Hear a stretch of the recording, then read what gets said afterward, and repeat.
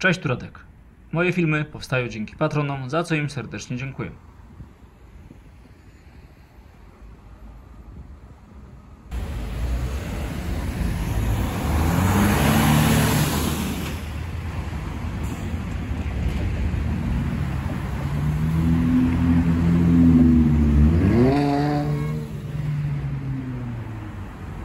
W dzisiejszym odcinku przedstawię Wam garść informacji na temat ronda Rataje w Poznaniu. Temat jest bardzo ciekawy, ponieważ jest tutaj zastosowane oznakowanie poziome, które kierowcom sprawia ogromne problemy. Za każdym razem, jak przejeżdżam przez to miejsce, to ktoś zajeżdża mi drogę. W filmie spróbuję wyjaśnić, jak jeździć po tym miejscu, co kierowcy robią źle, a może czy zastosowana organizacja ruchu w tym miejscu jest nie do końca prawidłowa. Rondo Rataje znajduje się we wschodniej części Poznania, na przecięciu ulicy Krzywoustego, która przechodzi w osi wschód, południowy, zachód. W stronę zachodnią możemy dojechać do centrum Poznania, natomiast w drugą stronę droga prowadzi w kierunku autostrady A2 i drogi S11. Od północy dochodzi ulica Jana Pawła II od strony ronda Śródka, natomiast od południa ulica Zamenhofa od strony ronda Starołęka. Ciąg ten jest obwodnicą śródmieścia miasta. Miejsce to w zeszłym roku zostało przebudowane względem tego, co było wcześniej. Pojawiło się więcej pasów ruchu, zostały wybudowane nowe ścieżki rowerowe oraz ciągi dla pieszych. Dodatkowo autobusy komunikacji miejskiej zyskały dedykowane pasy ruchu.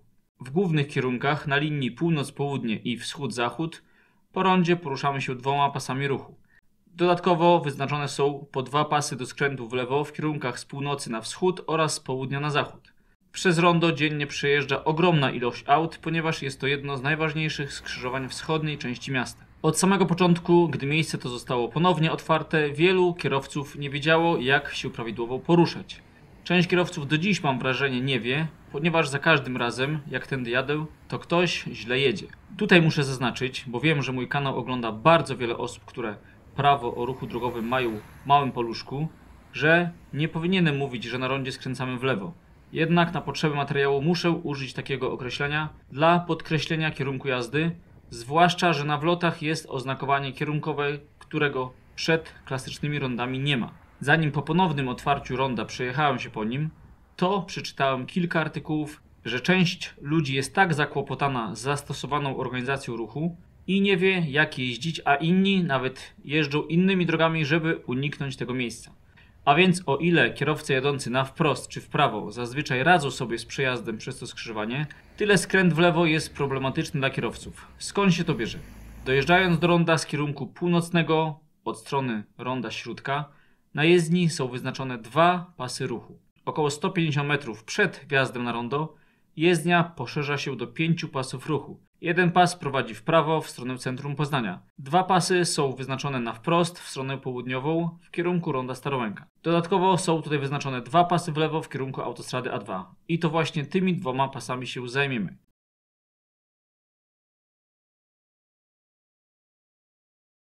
Będąc już na rondzie, pojawia się po lewej stronie pas przeznaczony tylko dla autobusów, ale nimi się nie zajmujemy. Chcąc skręcić w lewo, możemy oczywiście zająć zarówno prawy, jak i lewy pas do skrętu. W momencie zajęcia lewego pasa do skrętu i po dojechaniu do tego miejsca powinniśmy zająć ten pas ruchu.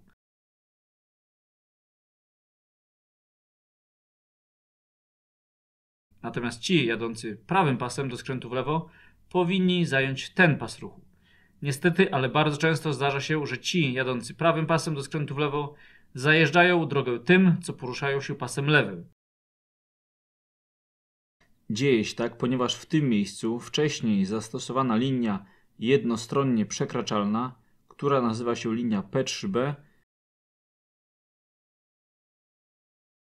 zmienia się w linię grubą przerwaną P1C. Zdaniem urzędnika kierowcy jadący prawym pasem do skrętu nie powinni przekraczać tej linii, jednak kierowcy, widząc linię przerywaną, przekraczają ją. Czy więc nie można było wykonać linii ciągłej tak, żeby uniemożliwić kierowcom zmiany pasa? Otóż nie można tak zrobić, ponieważ wtedy kierowcy jadący od strony centrum Poznania i chcący jechać na wprost w kierunku A2 mieliby linię ciągłą, którą, jak wiadomo, nie można przekraczać.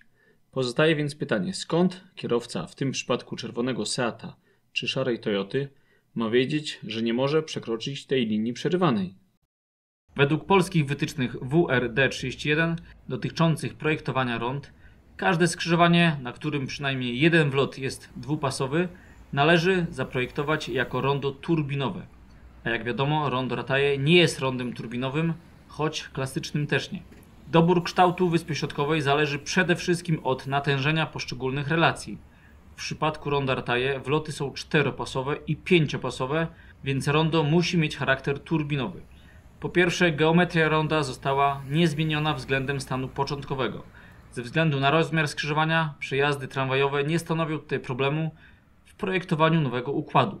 Po drugie, nie jestem pewny, czy została przeprowadzona dokładna prognoza ruchu na kolejnych 40 lat. W takich przypadkach, gdzie na przykład jedna relacja skrętu w prawo jest szczególnie wytężona, to należałoby zaprojektować bypassy skrętu w prawo, tak aby pojazdy skręcające w prawo nie musiały wjeżdżać na rondo, a w miarę bezkolizyjnie poprzez pas włączania włączyć się do ruchu. Taki zabieg ogranicza na samym skrzyżowaniu przecinanie się niektórych potoków ruchu. Gdyby te początkowe założenia zostały spełnione, czyli obliczenia prognozy ruchu oraz zgoda miasta na zmianę geometrii ronda, to można rozpocząć od doboru ronda turbinowego, kształtu Wyspy Środkowej. W przypadku ronda Rataje wybrałbym typ rotor w kształcie rozgwiazdy, jednak musiałoby być zmodyfikowane, żeby móc na nim zawracać. W opisie filmu oraz pierwszym komentarzu wstawił listę wraz z lokalizacją 7 miejsc na świecie, gdzie takie ronda zostały zastosowane. Mimo że rondo jest już przebudowane, to należy wykonać na nowo pomiary ruchu, aby upewnić się, że w trakcie długiej przebudowy nie wystąpiły zmiany, gdy ten pomiar był wykonywany.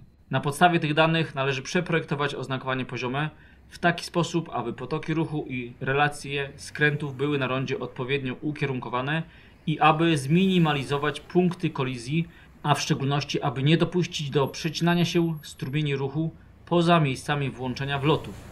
Nie jest to łatwy temat z inżynieryjnego punktu widzenia. Ruch pojazdów jest zbliżony do przepływu płynów w ustrojach, aczkolwiek nigdy nie identyczny.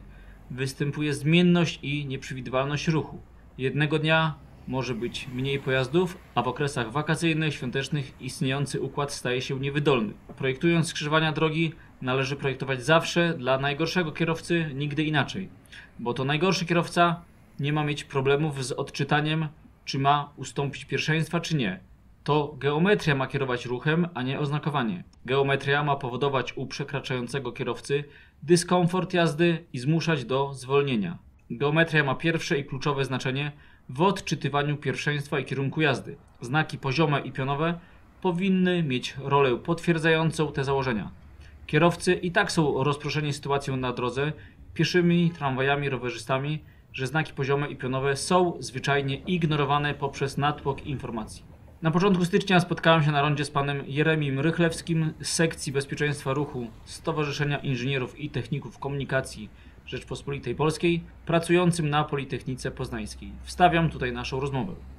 Zacznijmy może od tego, tego widoku, że mamy dwa pasy na wprost, dwa pasy w lewo, no i jeszcze tam bus pas z boku, który jest przy tych obecnych warunkach pogodowych może mniej istotny. Gorzej jakby tutaj była słaba widoczność. I przejdźmy, zobaczmy, co się dzieje z tymi dwoma pasami w lewo.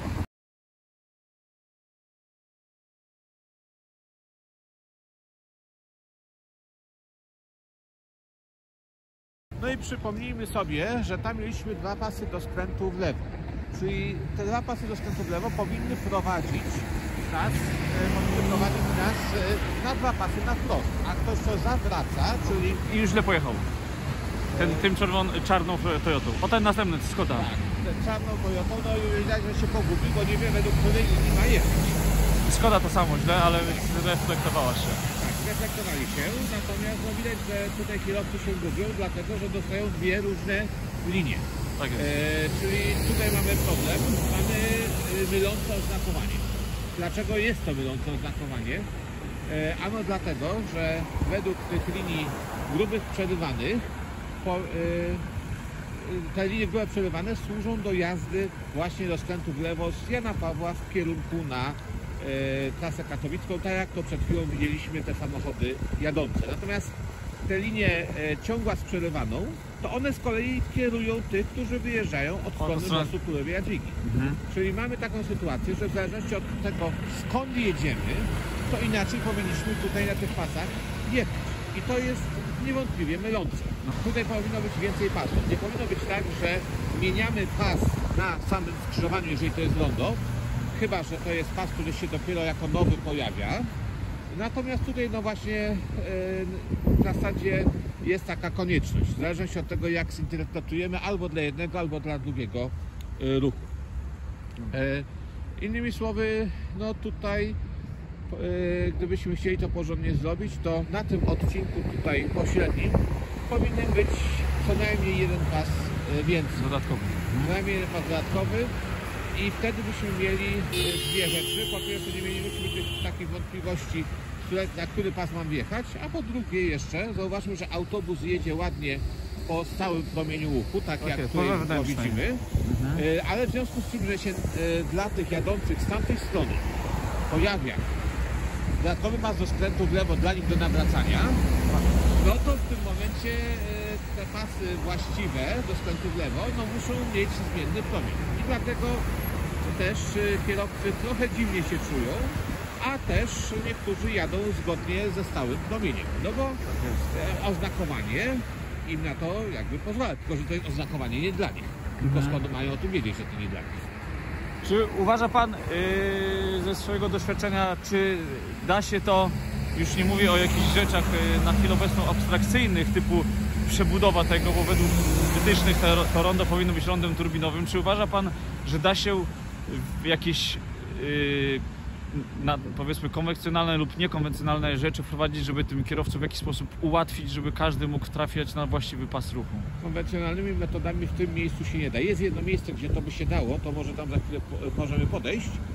Natomiast w tym miejscu no to niestety jest tak, że mamy konieczność zmiany pasa na rondzie i bez ograniczenia przepustowości. No bo oczywiście moglibyśmy tutaj zredukować niektóre pasy, ale to by było krytyczne dla przepustowości, więc lepiej tego nie robić. Bez ograniczenia przepustowości na rondzie tutaj się nie da tego klasycznie oznakować.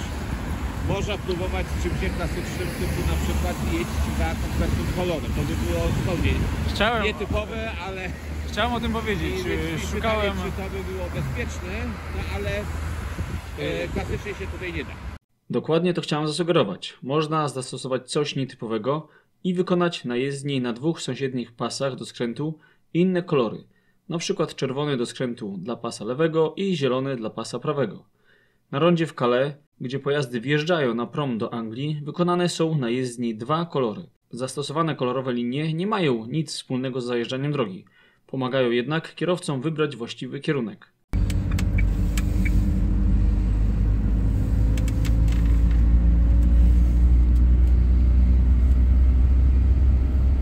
I tutaj na prawo jest C-Web, czyli kontrola celna. W Korei Południowej natomiast bardzo często na drodze są wykonywane linie o różnych kolorach. Pomagają kierowcom trafić na odpowiedni pas ruchu podczas przejeżdżania przez skrzyżowanie lub węzeł drogowy. Tutaj już zjeżdżamy. Będziemy jechali różowym pasem znowu. Różowym. Nawigacja pokazuje, którego pasa się trzymać. No nie ma siły, żeby się pomylić. No chyba że ktoś zagapi się albo nie może rozróżnić kolorów, no to wtedy musi polegać na znakach, na tekście.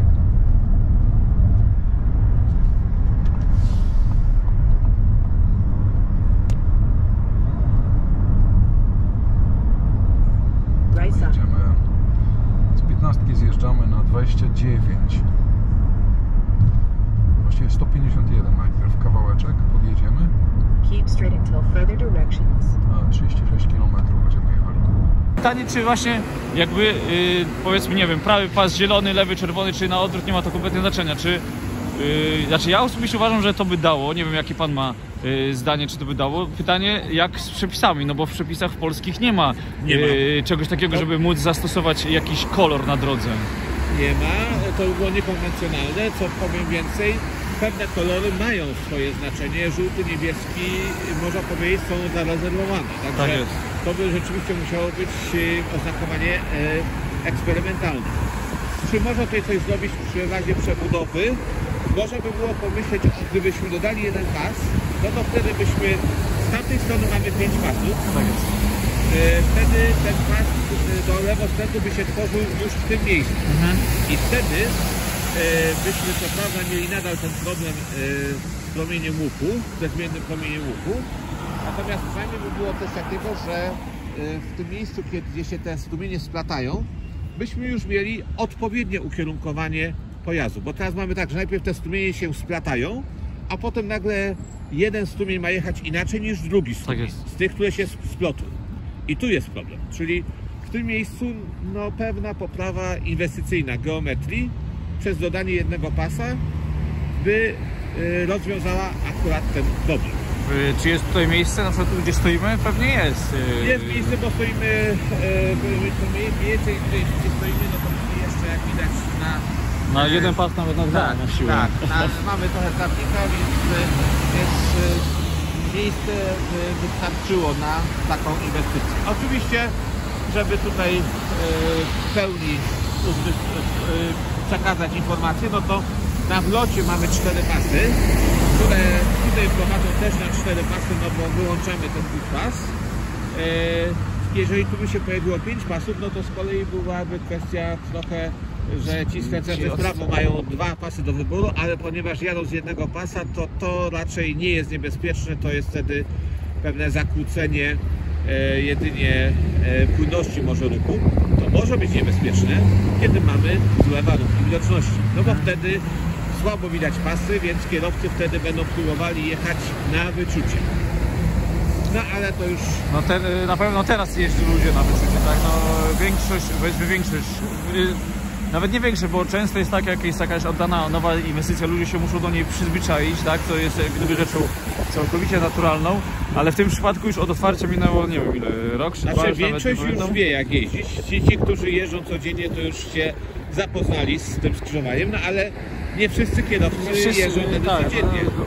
Zobaczymy jak... Czasami się trafi- O i proszę, no i Skoda już źle pojechała. No i właśnie, no jest Pomimo rzeczą... tego, że jest stacja tutaj poznańska. Poznańskie, więc no rzeczą, tak jak widzicie, nagrywamy film i w trakcie naszego tutaj nagrywania już kilka takich pojazdów zaobserwowaliśmy. No, nie powinno tak być i tutaj właśnie z panem doktorem rozważamy, jak w jaki sposób można by było to poprawić, no bez jak gdyby jakichś mikro, może makro przebudowy tego ronda. Na pewno następny pojechał źle.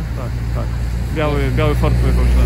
Tak, i tutaj niektórzy mają w tym momencie problemy, żeby pojechać na wprost, bo No nie bo są wpuszczani powiem na szczerze, pas. że jak i jechałem od strony powiedzmy ronda Śródka, tam w stronę A2 i pasem prawym do skrętu i lewym, to ta jazda jest taka nienaturalna. Nie wiem, czy pan się ze mną zgodzi, że geometria ronda powinna nam wskazywać, jak mamy jechać, a w tym przypadku tego nie ma.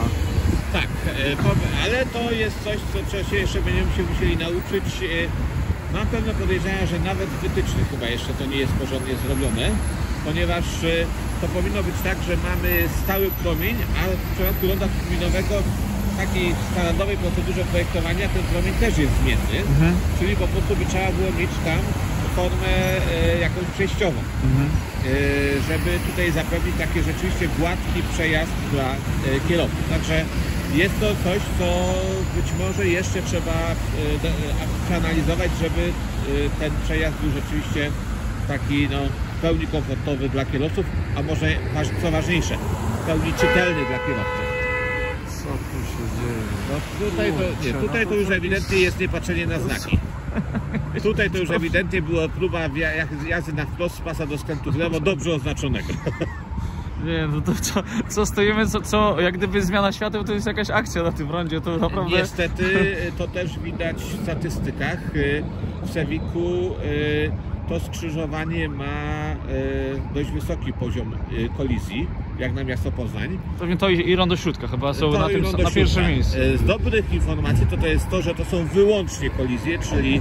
No tak, bo to nie są duże prędkości, prawda? To nie są duże prędkości, to nie są uderzenia boczne, tylko to są uderzenia, że się samochody otrą o siebie.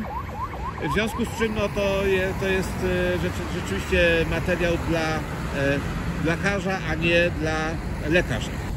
I tutaj to jest właśnie, też mamy ten problem taki, że no właśnie, kierowcy, którzy teraz jadą, no to mają ładnie wyznaczone linie kierujące ich na trasę katowicką.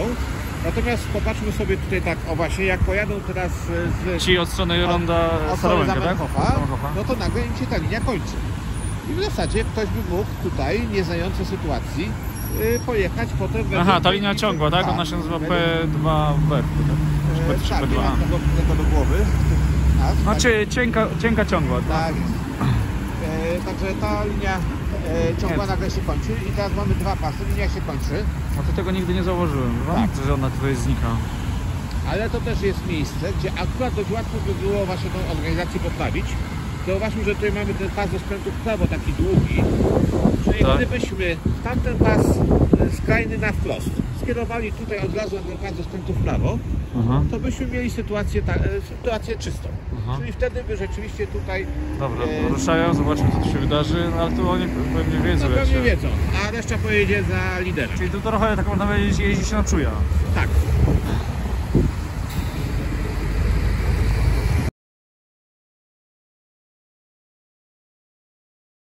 Dziękuję za uwagę. I oczywiście zapraszam do dyskusji. Napiszcie, co sądzicie o takim zajeżdżaniu oraz w jaki sposób według Was można byłoby poprawić oznakowanie w tym miejscu. Film pomogli mi zrobić Jędrzej Orłowski i Krzysztof Kleiner, za co im serdecznie dziękuję. Szczególne podziękowania panu doktorowi Jeremiemu Rychlewskiemu za ciekawą rozmowę na rondzie Rataje. Pozdrawiam, Radek.